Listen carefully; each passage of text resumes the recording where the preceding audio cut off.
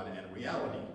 And the reality that we have is complex, difficult to understand. There are many things we don't understand yet about reality.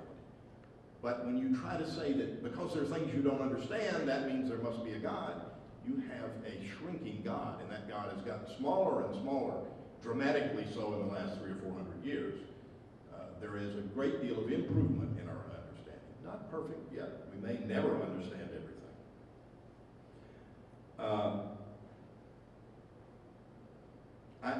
There's no question, I saw the same people getting in line at the Atheist Convention, and I'm bitterly disappointed that some of you weren't there. To get in line at the convention to get Dawkins' signature, and it was orderly, and it makes no sense to accuse God of making the atheist orderly. We are part of humanity, and we have learned from our culture. It's evolutionary, but it's not entirely biological evolutionary. It's cultural evolution. We've developed all sorts of really good practices about how to get along with our fellow human beings. We've learned that you can even trust a Catholic some of the time. This is a conversation that we need to keep on having, but now you get to hear from Charles again.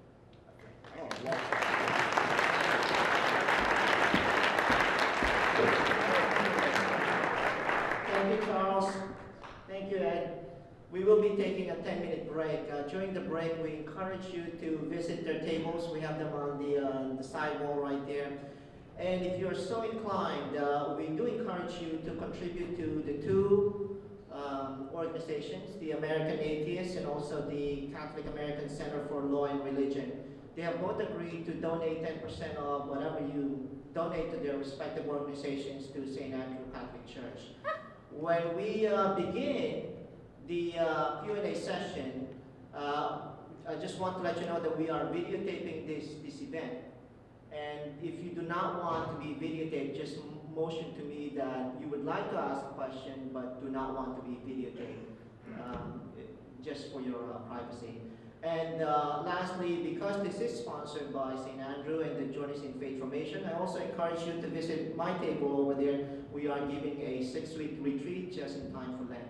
Thank you, and we'll see you in 10 minutes. But we will now ask Charles and Ed to come up with their 5-minute closing statements. Thank you. To reframe the question for tonight, you have two choices. Which is more reasonable, Catholicism or atheism? I submit that if you listen to everything Ed said and listen to all the questions, really everything has been around, does God exist the way we want him to exist? Does God completely make sense? Does God do the things we would like? Could God be a little bit different? I submit that Ed has really taken a position that's more what we call agnosticism, not atheism. Ed has said we have not proven, and he has a lot of open-ended questions. Ed is a very good man with an open mind. Apparently we haven't convinced him, but that's not what we're here to decide. We're here to decide which is more reasonable, the Catholic approach or the atheist approach.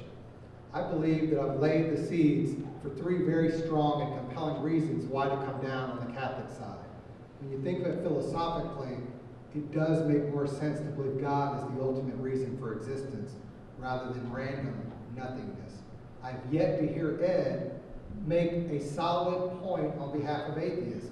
With all due respect, if you're going to stand for something, you make the case. And I don't think you've even come close to the balance beam. We have the scales of justice in law, which is more heavy.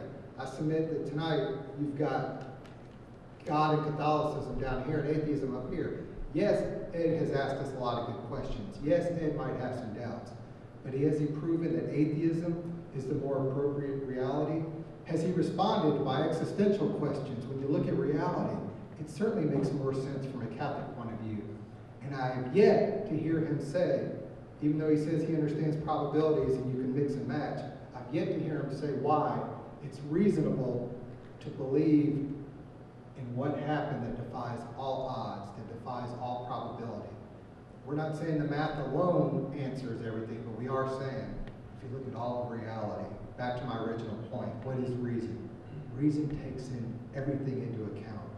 And when you add the science, the logic, the math, the beauty of the universe, even factoring in evil, and even factoring in the questions, ultimately, it's much more reasonable to believe there is a God, and the Catholic view is more reasonable. Thank you.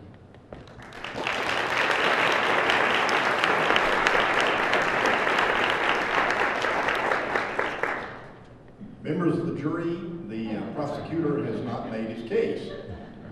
It is not, the argument is not, as he says, this question of God or no God, it's whether Catholicism is more reasonable than atheism. Atheism is more reasonable because it is unreasonable to believe in a God who would create or allow the kind of suffering that happened in Haiti. It is unreasonable to believe in any particular God when there's so many other gods on offer who want you to obey them and who will punish you forever if you don't.